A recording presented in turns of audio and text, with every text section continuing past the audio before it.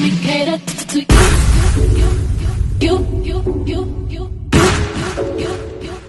let me cater to you, let me cater to you. I wanna let you know, girl, that you know that I am what you do.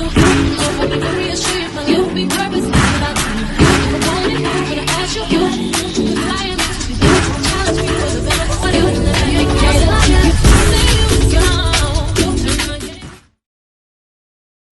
Hello everyone, and thank you for coming back to the channel. Make it make sense. If you haven't subscribed to the channel as of yet, why don't you do so and get notified? Just press the little button where it says subscribe. Thank you for sharing and liking the videos. That's the first thing I want you to do if you haven't subscribed to the channel as of yet. What are you waiting for? Okay? And that would greatly help me with getting this channel monetized, of course. All right. So I'm basically telling y'all, pleading with y'all, guiding y'all to do such.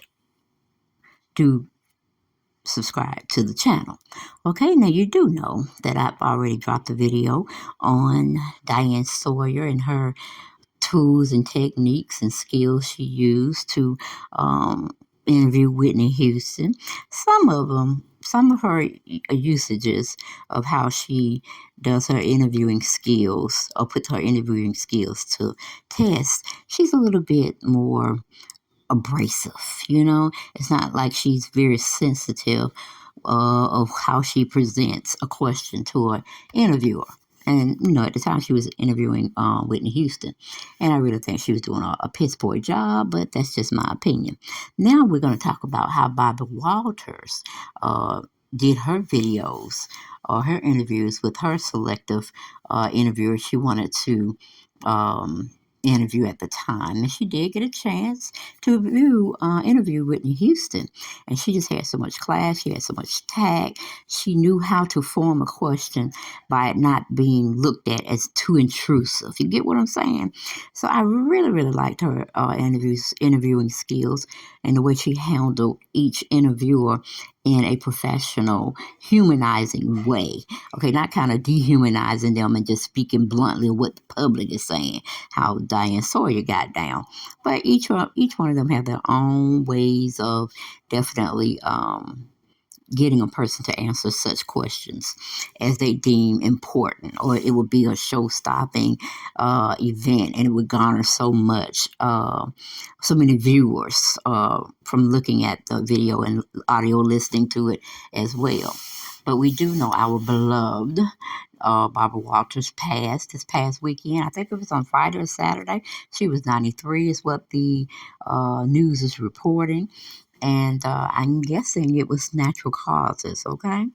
But let's get into the interviewing. And y'all can tell me after looking at both interviews who did it well, who did it the best, who was the best of the best when it came to those two interviewing Whitney Houston, okay?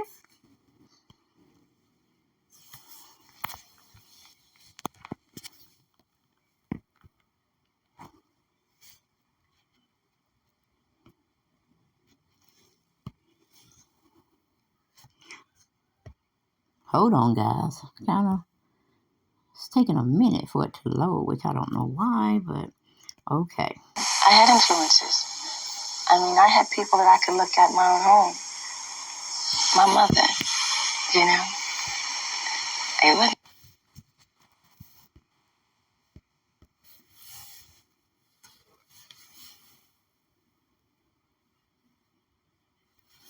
Oh, please.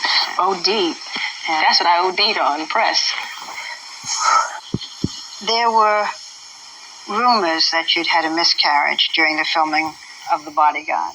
And one day you said in an interview, someday I'll straighten that out. You don't have to, but is it something you'd like to straighten out? I had a miscarriage during the filming of The Bodyguard. It was very painful.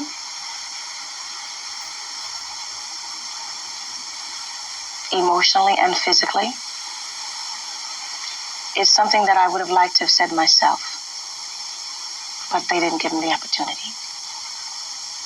I was back on the set the next day. And it's over. But I had Bobby Christina 1 year later, and I am blessed. Did your mother want you to be a singer? She had no choice. I was singing by the time I was 7 years old. I'm the daughter of Cissy Houston. I'm the cousin of Dionne Warwick. My cousin Dee Dee was a singer. My whole family sang. I come from a family of singers. And, if my mother said to me, be the best that you can be. Do what you do. I have taught you well. Was Diana Ross someone whom you felt you were like? No. Never. No, I had influences. I mean, I had people that I could look at in my own home. My mother, I wouldn't have to look at Diana Ross. What does your church mean to you? What did it mean to you growing up? What does it mean to you today? I love church. It was family. And it was always happy. It was always, praise the Lord, how you doing? God bless you, child. Praying for you. How you doing in school?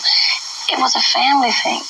You first sang publicly in church, right? And you sang, guide me, O thou great Jehovah. Do you remember it? Sure did. Sure did. Do a bit.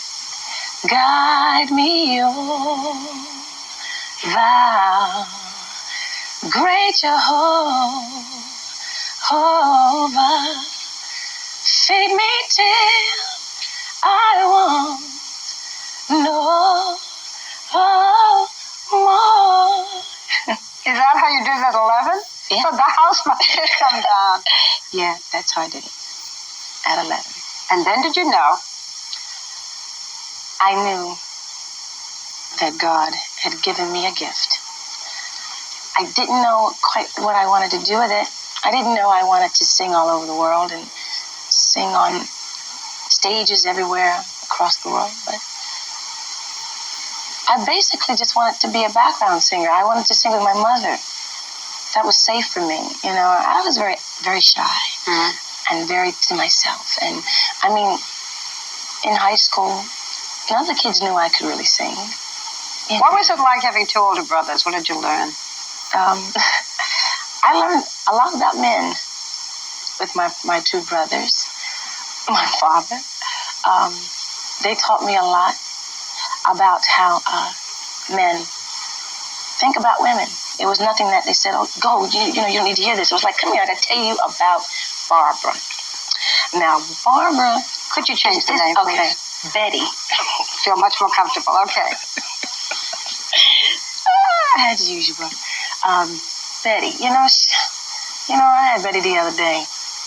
Gary had it tonight. My friend Joseph's going to have it tomorrow. Now, what kind of girl do you think that is? And I said, well, I don't know. She's guys. They know she's a whore. That's what she is. And nobody respects her. Did it change your behavior? Did it make you more, inside, more careful, more private? Because you were very private. Yes, it did. I think it made me very cold in a lot of ways. I remember a friend of my brother's. I was standing in front of the house, and he walked over to me, and he started rapping. I like you. I've been watching you. Man, you're so fine. Don't you want to go out with me? I mean, and I think what he had forgotten was that I know how he does women. I mean, he's with this one this day, that one this day, next week, blah, blah, blah, blah. That's his game. And I looked at him, I said, who are you talking to? I said, you talking to me? He said, no. Never mind. So then will you tell me about Bobby? It's different. How did you know? I know. How did you know? Bobby, is about as sexy as they come on stage. Oh, yeah. I would have thought he would be the last person you'd be attracted to. Yeah. Wouldn't you? Yes, I did. Yes, I did. So explain to me. Well, that shows us how much we know about people, doesn't it? Bobby was ready for the same things I was ready for: commitment, loyalty, security, trust, a good woman, a good man. My husband's very intelligent. He'd had enough. I mean, how much can you do of one thing? Of which thing? I mean, being with this girl, that girl, hanging here, hanging there. That whole thing. And he didn't try to game me. He didn't try to rap to me. We wanted the same thing. So, commitment, relationship, But, my husband, they call my husband a womanizer. That's pretty harsh, I don't think that my husband womanized anybody, because I know that if he wanted them, they definitely wanted him, I don't think, it was about womanizing. I think boys will be boys, and they have their fun, and they play. When they really become smart and they find a good woman, they marry her. And that's what they did. Your husband has 3 other children by 2 other women. Did it bother you? Did it worry you?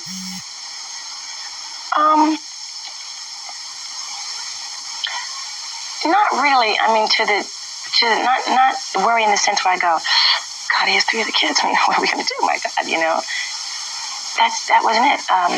He had 3 other children before he met me. They're wonderful children. I love them, absolutely. We're friends. We have a good time. My husband takes care of his children. He always has. How did your family feel? How did your mother and father feel? Were they worried at first? My mother and father first had to get used to the fact that I'm a grown woman. Yeah, the baby's getting married. Here you go. Yeah.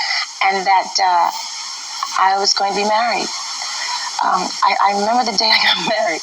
My father and I were walking down the aisle. And he said to me, this is one of the hardest things I've ever had to do. And I said, well, you're the first man I was ever in love with. He said, I know. He said, he better take care of you. I said, are you kidding? Are you kidding? Can anyone prepare you for fame? No. I mean, your mother sang, your cousin sang. Can anyone really tell you what it was going to be like? They can't. And all they ever say to me is, so you wanted to be a star. But it wasn't really, I wanted to be a star. I just wanted to sing. I wanted to do what was in my soul, what was in my heart. This other madness, they say that comes with the territory, Ooh, it's a hell of a territory.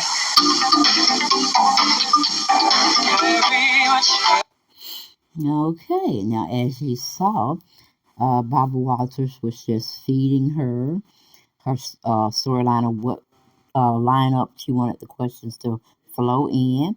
She wasn't like abrasive or any of that. And I truly respected Barbara for that and how she did things. But let's take another look at maybe part 2, I think it was. Let's take a listen and see what it will bring us to. And y'all still have the things of making sure y'all decide who y'all liked it, Barbara or Diane. Interviewing techniques. No, I had influences. I mean, I had people that I could look at in my own home. My mother. They did. Explain. Well, that shows us how much we know about people. Okay, that was not the one I was looking for. Let's see if I can get this one to play.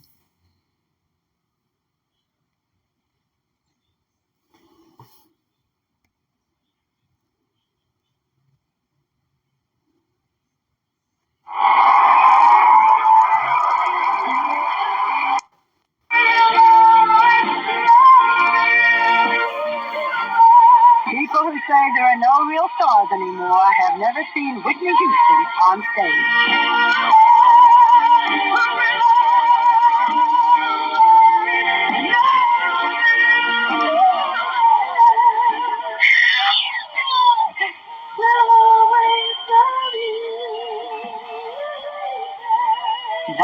in New Jersey, Mother Sissy helps with the baby.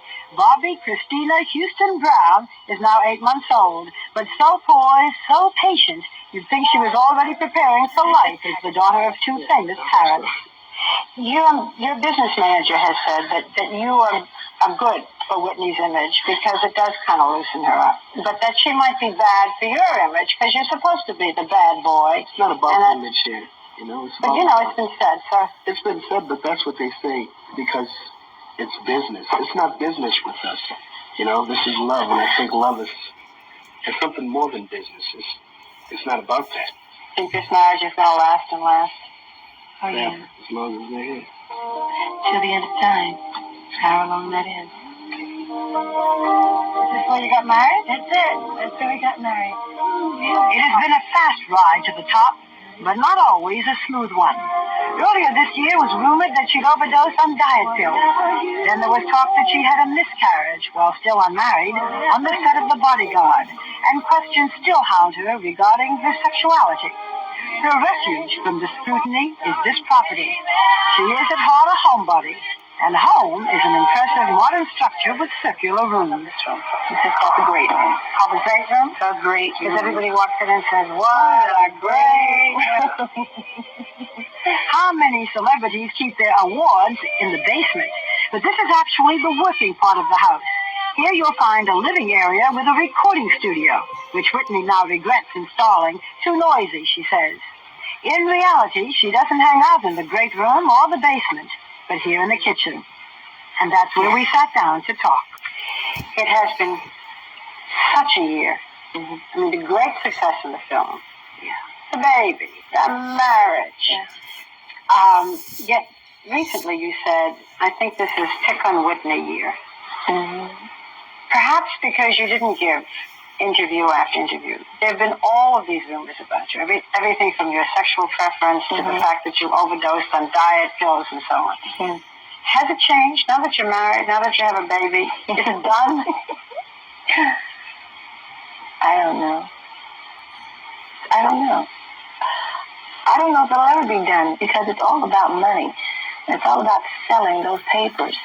And those people know who people want to hear about. Yeah, that's the good part. They want to hear about you. Yeah. The bad part. The bad part is they make up these crazy stories. You know, about the diet pills, you know. Yeah, I mean, that was last year when supposedly, because you were upset with being too fat after you had the baby, right, you overdosed on diet pills, ended up in a Miami hospital. Your best friend Eddie Murphy came to see you. Oh, yeah. Ooh. And there wasn't one bit of truth. Not one. So how does something like that happen? I mean, everybody has their problems. Because everybody who's famous has their problems. I mean, no, you've had more than your dose. Oh, please. OD. That's what I OD'd on press. There were rumors that you'd had a miscarriage during the filming of The Bodyguard. And one day you said in an interview, someday I'll straighten that out. You don't have to, but is it something you'd like to straighten out? I had a miscarriage during the filming of The Bodyguard. Was it very painful?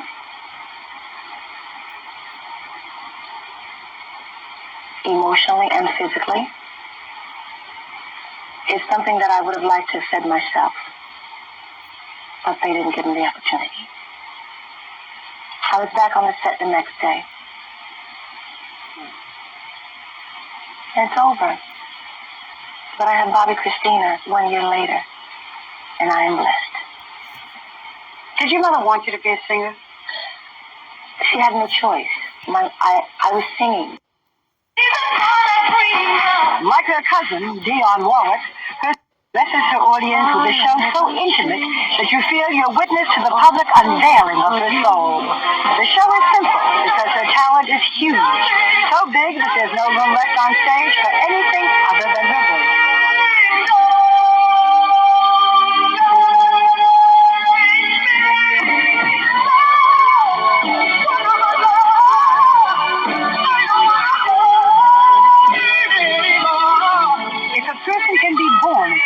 Whitney Houston was.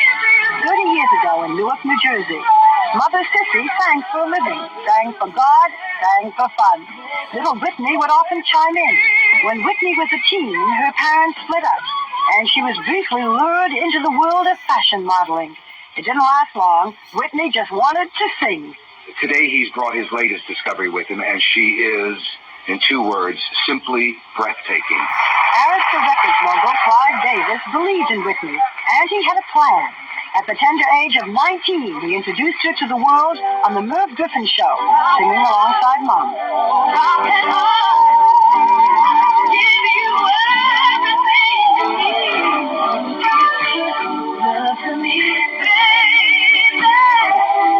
Her first hit, You Give Good Love, established that Whitney would be mining a mainstream musical treasure trove.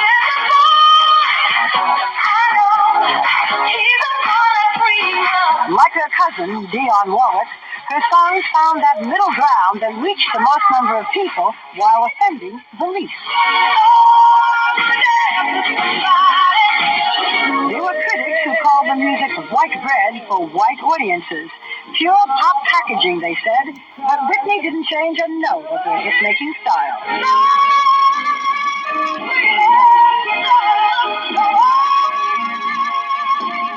That voice, that face.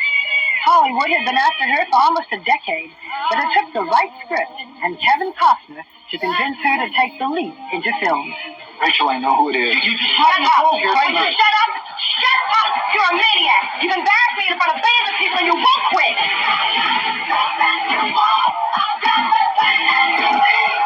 The enormous success of The Bodyguard and its soundtrack sent Hollywood scrambling to write scripts for Whitney. She has yet to pick her next project. She's been busy starting a family.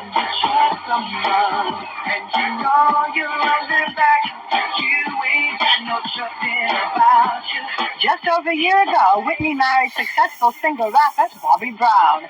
It was a controversial pairing. Bobby's bad boy womanizing image clashed sharply with the former choir girl from Newark. Plus, he already had a family, 3 kids from 2 other relationships. Yeah, ready to go home, go to bed. At the Hollywood Bowl, they're scheduled to sing a duet together, but Whitney calls it off because her voice is given out. It's no wonder. Their finale that evening is an explosive ballad, an old Dolly Parton tune that Whitney has made her own.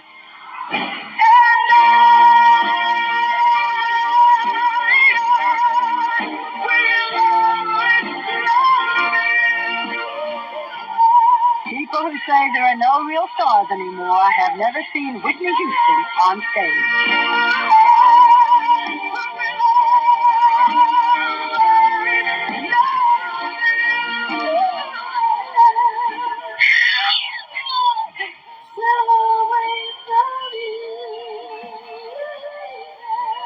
Back home in New Jersey, Mother Sissy helps with the baby. Bobby Christina Houston Brown is now 8 months old, but so poised, so patient, you'd think she was already preparing for life as the daughter of 2 famous parents. Your business manager has said that you are good for Whitney's image because it does kind of loosen her up, but that she might be bad for your image because you're... And as we can see, Whitney did that thing. She did it. But let me find another clip for y'all to listen to. And Diane Sawyer was very professional in what she was doing. I liked it. How she told how she asked the questions. And, of course, Whitney responded in tune. My friends, we have a good time. But as you get older and you get wiser, you know. But then now we're going to flip back to a little bit of Diane Sawyer talks and how she did interviews. And then y'all make our decision. Who was the best interviewer, Barbara or Diane? I think I kind of reverted back as I got older and said, well, I'm just going to party, you know. It was kind of a rebel in me, you know. Did you think how dangerous it was? No, I wasn't like shooting heroin or anything. This says $730,000 drug habit. This is a headline. Come on. 730? I wish. No, I wish whoever's making that money off of me could share it with me. No way. No way. I want to see the receipts from the drug dealer that I bought $730,000 worth of drugs from. I want to see receipts. Is it alcohol? Is it marijuana? Is it cocaine? Is it pills? It has been. At times. All? At times. If you had to name the devil for you, the biggest devil among them? That would be me. It's my deciding. It's my heart. It's what I want and what I don't want. Nobody makes me do anything I don't want to do. It's my decision. So the biggest devil is me. I'm either my best friend or my worst enemy. And that's how I have to deal with it. Do you think of yourself as an addict? I am addicted to a few things.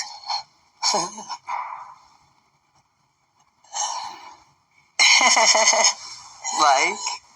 Making love.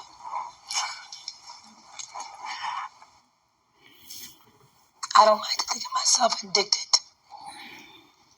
I like to think of I had a bad habit,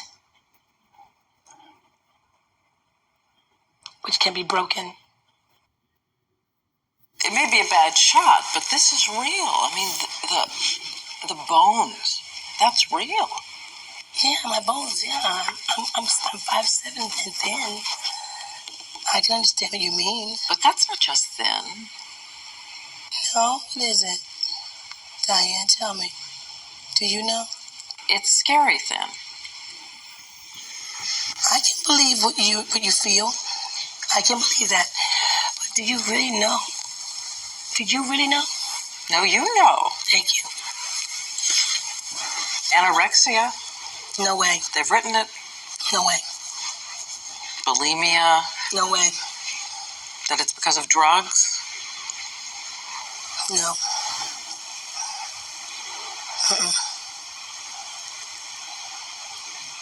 Now, I'll grant you, I partied. But there have been times when I know I was going through a lot of emotional stress and my eating habits were awful. Whitney dying, crack rehab fails. First of all, let's get one thing straight. Crack is cheap. I make too much money to ever smoke crack. Let's get that straight, okay? We don't do crack. We don't do that. Crack is whack. How sure are you that those bad days you talked about are behind you? I know that I'm on the right path because I'm back home where I started. How scared did you get?